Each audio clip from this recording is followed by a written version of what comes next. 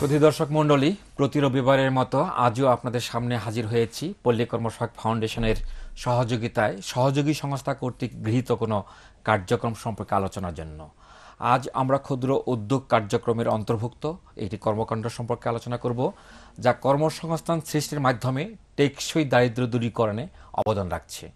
আলোচনায় আজ আমাদের সাথে উপস্থিত রয়েছেন পিকেএসএফের সহযোগী সংস্থা পিদিম ফাউন্ডেশনের নির্বাহী পরিচালক জনাব এডভিন বরুণ ব্যানার্জি, এবং আমাদের সাথে আরও রয়েছে ফাউন্ডেশনেরই সহযোগী সংস্থা প্রয়াস মানবিক উন্নয়ন সোসাইটির নির্বাহী পরিচালক জনাব হাসিব হোসেন। আপনাদের উভয়কেই স্বাগত। সুধী দর্শক মণ্ডলী, বাংলাদেশের অর্থনীতিতে হস্তশিল্প গুরুত্বপূর্ণ অবদান রাখছে। আঞ্চলিক ও পারিবারিক ঐতিহ্য ধরে রেখে বিশেষ জনগোষ্ঠী আজও বিভিন্ন ধরনের হস্তশিল্পের কাজ করে তাদের জীবিকা নির্বাহ করছে, যার মধ্যে শীতলপাটি এবং নকশি কাঁথা তৈরির কাজ অন্যতম। ঘরে বসে কখনো অবসরে, কখনো মূল কাজ হিসেবেই পরিবারের সদস্যরা মিলে শীতলপাটি ও নকশি কাঁথা তৈরি করত। কালক্রমে এই কাজটি পারিবারিক ঐতিহ্যে গণ্ড পেরিয়ে পরিণত হয়েছে এখন আয় বর্ধনমূলক কাজে, যা নিশ্চিত করছে কর্মসংস্থান। সুধী মণ্ডলী, এই শিল্পের উপর একটি প্রতিবেদন দেখার আমন্ত্রণ জানাচ্ছি।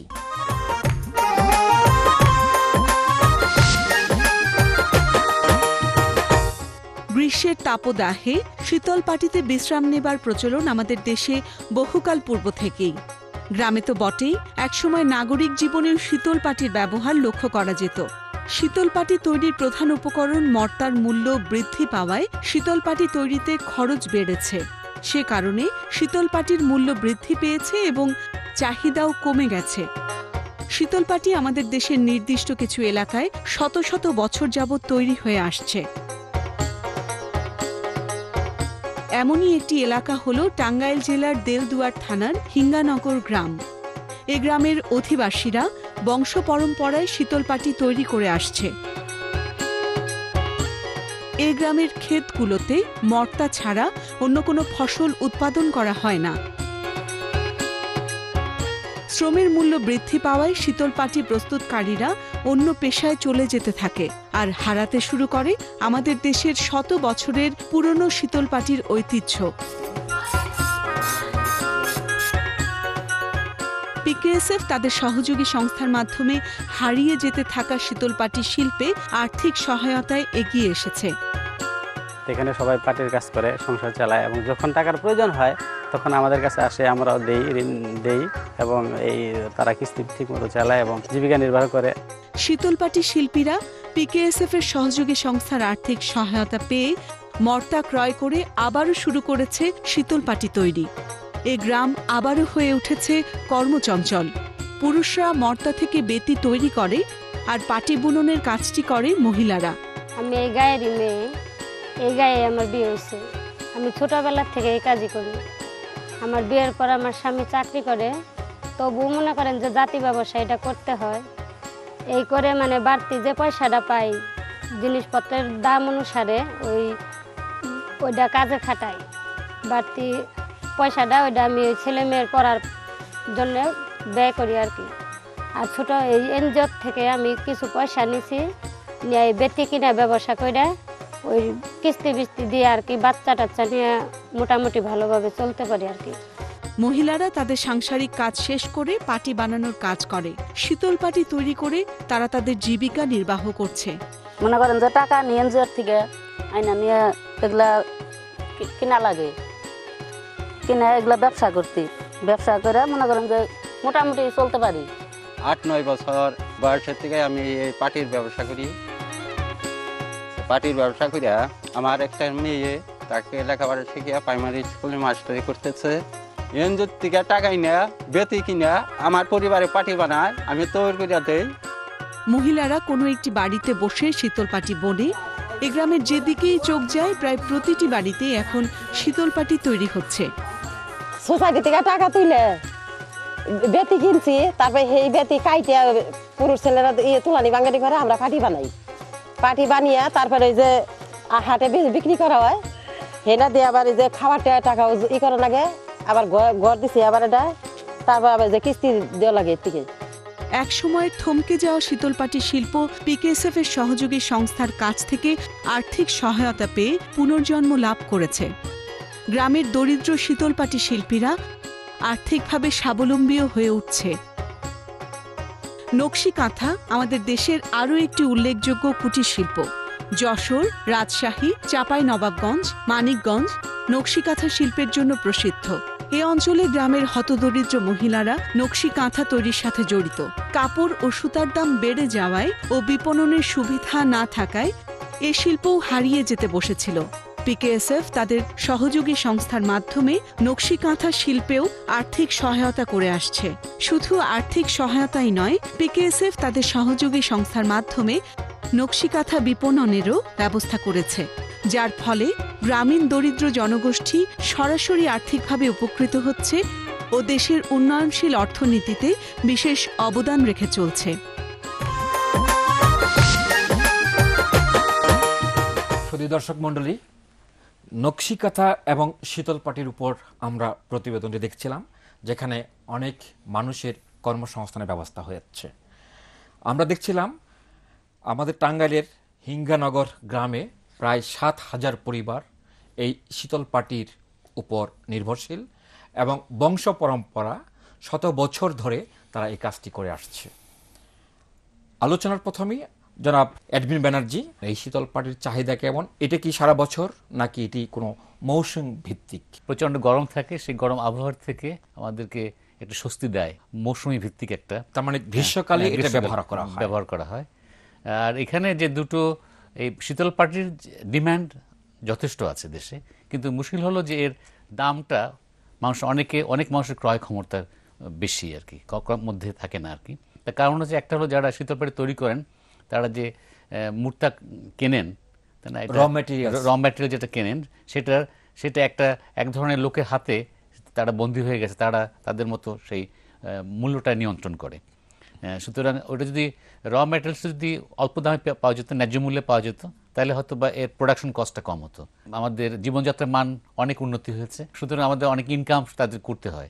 এখন এর থেকে যে শ্রমটা দিতে হয় এবং যে সময় লাগে সেটা খুব ইকোনমিক না।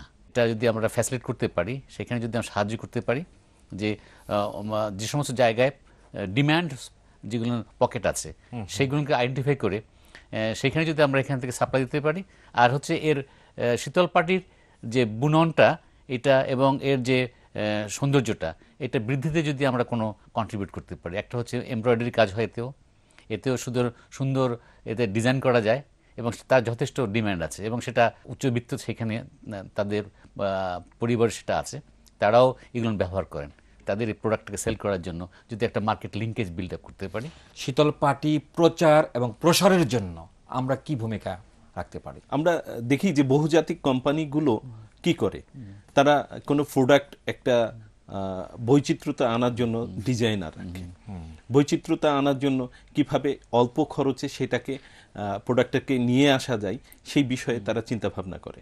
আমাদেরকেও কিন্তু এইখানে ভাবতে হবে যে আসলে এই গ্রামের শিল্পটা আমাদের শত শত বছরের যে ঐতিহ্য, সেই ঐতিহ্যকে ধরে রাখতে হলে আমাদেরকে কিছু না হলেও ইনভেস্ট করতে হবে। কিসের জন্য? এর বৈচিত্র্যতা আনার জন্য। এই বৈচিত্র্যতা আনতে যে টেকনিক বা কৌশলগুলো, সেইটা এই শত বছরের পরম্পরায় যারা পারিবারিক কাজ হিসাবে ধরে রেখেছে তাদেরকে একটু অ্যাওয়ার করতে হবে। অ্যাওয়ার করলে তারা সেই অনুযায়ী কাজ করবে। এখন মানুষ নতুন নতুন টেস্ট যাচ্ছে সব কিছুতেই, সেই জায়গায় মানুষ তখন আবার নিতে চাইবে। এই জায়গায় আমাদের প্রতিষ্ঠানগুলোর ভূমিকাটা কি? এই বৈচিত্র্যতার জন্য সরকারের সাথে অ্যাডভোকেসি করি যে এই শিল্পটাকে বাঁচিয়ে রাখার জন্য ডিজাইনার কিছু ডেভেলপ করা, আমাদের যেমন কিছু এলাকা নির্ধারণ করে দেওয়া, মুর্তা গাছ যেন ওইখানে হবে, অন্য কিছু হবে না, কিছু জায়গা নির্ধারণ করে দেওয়া। কারণ যেখানে এই শিল্পীরা আছেন গ্রামে, তার আশপাশে যদি এই কাঁচামালটা পায় তাহলে সে এটাকে ধরে রাখার চেষ্টা করবে। সব কিছুর ক্ষেত্রে একটা পেশাদারিত্বের জায়গাটা তৈরি হয়ে যাচ্ছে। তো এই জায়গাটাকে কতটা পেশাদারিত্বের জায়গায় নিয়ে আসা এবং এই ক্ষেত্রে যে সমস্যাগুলো আছে সেই সমস্যাগুলোকে নির্ধারণ করা, বিশ্লেষণ করা, আইডেন্টিফাই করে তখন তাদের সাথে এইটা ওভারকাম করার জন্য কাজ করা। মুর্তা গাছ, এটার দামও বেড়ে যাচ্ছে এবং যারা এই পেশায় নিয়োজিত তাদের নিজস্ব কোনো জমি জমা নেই, তারা এটা অন্যের উপর নির্ভরশীল। 150 থেকে প্রায় 1500 টাকা পর্যন্ত এক একটা শীতল পাটি। ম্যাক্সিমাম অর্থটা এই যে মধ্যস্থিতি ভোগী একটা শ্রেণী আছে তারাই এটা নিয়ে যায়। এটা মার্কেটিংটা কোথায় হচ্ছে ব্যানার্জি?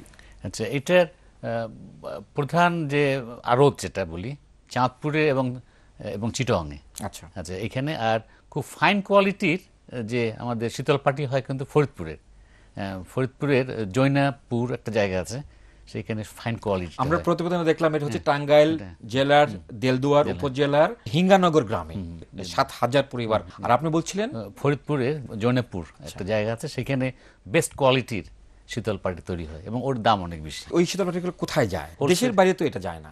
দেশের বাইরেও যায়। আমি বলছি এটার বিদেশেও ডিমান্ড আছে, যদিও শীতল পাটি হিসেবে না, ওর থেকে নতুন প্রোডাক্ট, অন্য পণ্য। ওই শীতল পাটিটাকে ব্যবহার করে আমরা বিভিন্ন জিনিস। এটা কি শুধু ওই যে মুর্তা গাছ বললাম, শুধু কি এটাই ব্যবহার করা হয় নাকি এর সাথে আরো কিছু? অন্যান্য যে সময় আছে, হোগলা পাতা দিয়েও আজকাল অনেক কিছু হয়। এর সাথে হোগলা পাতার প্রোডাক্ট যেমন একটা হচ্ছে ফুড ট্রে, সেখানে হোগলা পাতা দিয়ে করলো, আবার এর সাথে সুন্দর ডিজাইন করলে হচ্ছে আপনার এটা। ওটা শীতল পাটি হলো না, ওটা তাহলে হোগলা পাতা হবে না। না সেটা না, বলছি শীতল পাটিটাকে ইউজটাকে ডাইভার্সিফিকেশন হচ্ছে। আগে তো আমরা গ্রীষ্মকাল শুধাম, এখন ওই শীতল পাটিটাকে আমরা অন্য প্রোডাক্ট তৈরি করার জন্য ওই পাটিটাকে আমরা কেটে ডিজাইন করে অন্য কিছু বানানো হচ্ছে। কেন আমরা এই শিল্পটাকে ধরে রাখবো? এটার আমি সম্ভাবনা দেখি। বিশাল জনগোষ্ঠী আছে, এই জনগোষ্ঠীর কাছে এই শীতল পাটিটাকে আমরা যদি ঠিকমতো পৌঁছে দিতে পারি, বৈচিত্র্যতা দিয়ে পৌঁছে দিতে পারি। উনি যেমন বলছিলেন যে এটা বিকল্পভাবে ব্যবহারের একটা সুযোগ আছে, যেমন হাত ব্যাগ করতে পারি আমরা, যদি এটা যদি ঘাড়ে ঝুলানো ব্যাগ করতে পারি, এটা যদি আমরা ওয়ালেট তৈরি করতে পারি, তাহলে সেটা কিন্তু আমরাই আবার ব্যবহার করব। এবং এটার জন্য আবার প্রচারণাও দরকার আছে। এইখানে আমাকে স্পেশাল শুধু প্রশিক্ষণ বা বৈচিত্র্যতার জায়গায়, কিন্তু বাকি সব কিছুই আমার এই সমাজেই আছে, এই বাংলাদেশেই আছে। আমরা শীতল পাটির সম্ভাবনাময় নিয়ে আরো কথা বলবো বিরতির পরে। শুধু দর্শক মণ্ডলী, বিরতির সময় আমাদের সাথে থাকবেন।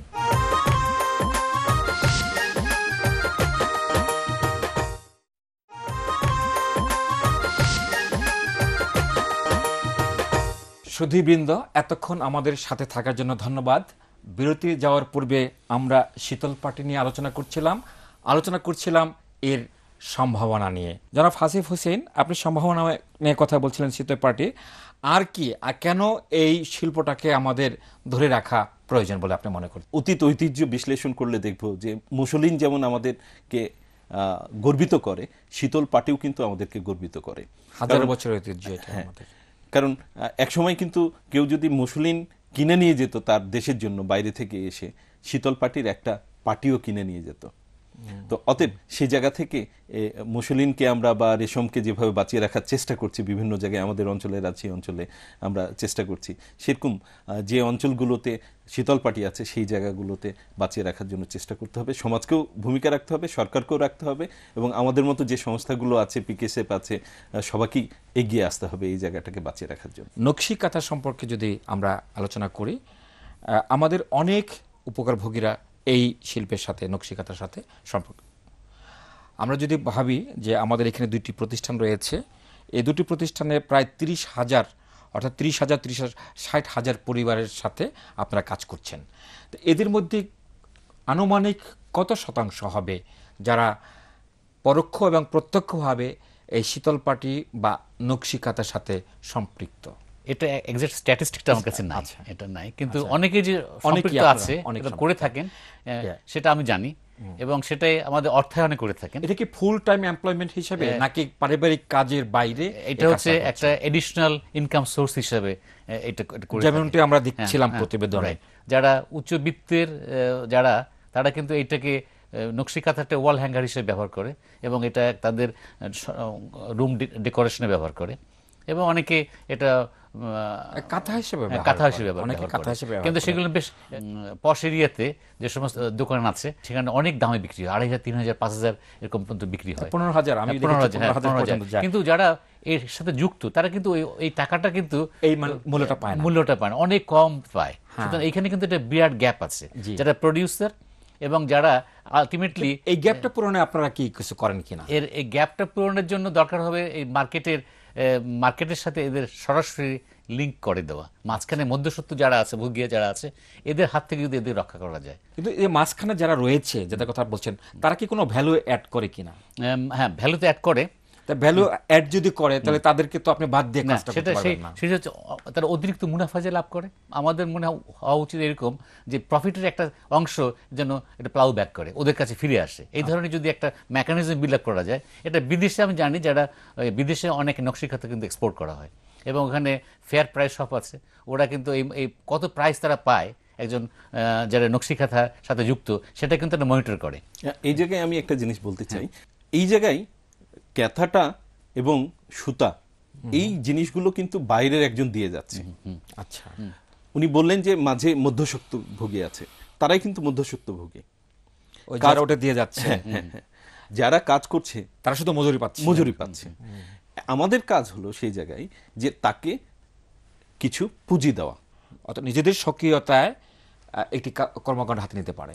এবং হ্যাঁ, সেটার পাশাপাশি আমাকে শুধু পুঁজি দিলে হবে না, সে প্রোডাক্টটা যখন করছে তাহলে এটা তখন সেল করতে হবে। কারণ মধ্যস্বত্বের ভোগীর কাছে যেমন কারিগরও তার লিঙ্ক আপ আছে, মধ্যস্বত্বের ভোগীর কাছে জানাও আছে যে ওই জায়গায় গেলে সে মার্কেটটা পাবে। অতএব আমার যে একেবারে তৃণমূল পর্যায়ের যে কারিগরটা আছে বা যারা কাজ করছে এই ক্ষেত্রে শিল্পী হিসাবে, তাকে মার্কেট চেনটা ধরায় দেওয়া। এই নকশিকাঁথা ময়মনসিংহ, রাজশাহী, চাঁপাইনবাবগঞ্জ, ফরিদপুর এবং যশোরের মধ্যে সীমাবদ্ধ। এখন কালক্রমে এটা সারা বাংলাদেশেই মানে কিছু না কিছু হচ্ছে আর কি। তো আপনাদের চাঁপাইনবাবগঞ্জের অবস্থাটা যদি আমি জানতে চাই, সেটা হচ্ছে এটা কি এই শিল্পের প্রসার ঘটছে নাকি আসলে আস্তে আস্তে সংকুচিত হচ্ছে? চাঁপাইনবাবগঞ্জের 100টা যদি বাড়ি হয় তাহলে 90টা বাড়ির মহিলারা কিন্তু এটা সেলাই করতে জানে। সে নিজের ব্যবহারের জন্য করে, কেউ অধিকাংশ ক্ষেত্রে নিজের ব্যবহারের জন্য করছে, আর কিছু ক্ষেত্রে সে নিজের ব্যবহারের পাশাপাশি কিছু ইনকামের জন্য করছে। প্রতিবেদন দেখলাম যে তারা গোল হয়ে বসে এই কাজটি করছে এবং আমার বিশ্বাস এই কাজটি করতে গেলে চোখের উপর খুব চাপ পড়ে। তো এই বিষয়টা কি আপনারা লক্ষ্য করেন কিনা যে এরা তো আপনাদের উপকারভোগী, কারণ এদেরকে নিয়ে আপনারা কাজ করছেন, এদেরকে সামনে রেখে আপনাদের সৃষ্টি হয়েছে। ইসলামিয়া চক্ষু হাসপাতাল, ওদের নিয়ে আমাদের জয়েন্ট প্রোগ্রাম আছে। আমাদের উপজেলাতেই আমাদের সাথে অলরেডি একটা কন্ট্রাক্ট সাইন হয়েছে। ওরা গিয়ে ওই ক্যাম্প করে, ক্যাম্প করে যে রিফ্র্যাক্টিভ এরর এবং তাদের ছানি পড়লে সেটা ওরা অপারেশনে দেয় এবং কনসেশনাল রেটে। আর আমাদের একটা ভিশন সেন্টার আছে, সেটা ওই শেরপুরে, তারা এটা অপারেট করে। সেখানে আশেপাশে অনেক লোক আসে। আর সর্বোপরি এই যাদের নিয়ে আপনি কাজ করছেন, যাদেরকে সাথে নিয়ে আপনি কাজ করছেন, তাদের স্বাস্থ্যের দিক আপনাদের কোনো কার্যক্রম আছে কিনা স্বাস্থ্যকে নিয়ে? আমাদের এনরিচ কর্মসূচি আছে, যেটা পল্লী কর্ম সহায়ক ফাউন্ডেশনের সহায়তায় আমরা করে থাকি। নতুনভাবে আমরা উজ্জীবিত নামে একটা কর্মসূচি হাতে নিয়েছি, সেটাও পিকেএসএফ এর সহায়তা। প্যারামেডিক্স আমরা বিভিন্ন যে স্ট্যাটিক ক্লিনিক, স্যাটেলাইট ক্লিনিক এবং প্রতি সপ্তাহে আমরা ডক্টরদের, এমবিবিএস ডক্টরদের নিয়ে এসে সেখানে স্বাস্থ্যসেবা দিচ্ছি। এই জায়গাটা আমরা যেমন করছি আর কি বিভিন্ন জায়গায়, সেখানে আমাদের এই বেনিফিশিয়ারিরাই কিন্তু সুবিধাগুলো, স্বাস্থ্যসেবাগুলো নিচ্ছে। সেই চোখ হোক, দাঁত হোক, শরীরের সাধারণ যে এইগুলো চিকিৎসাগুলো সেটা নিচ্ছে। আমি এই জায়গায় আরেকটা জিনিস মানে সম্পর্ক যুক্ত করতে চাই। আমরা রিসেন্টলি আমাদের কমিউনিটি রেডিও মহানন্দার একটা ইম্প্যাক্ট স্টাডির জন্য গিয়েছিলাম। তখন দেখলাম যে অনেকে সুজনি সেলাই করছে আর রেডিও আমাদের শুনছে, রেডিও মহানন্দা শুনছে। আচ্ছা, অর্থাৎ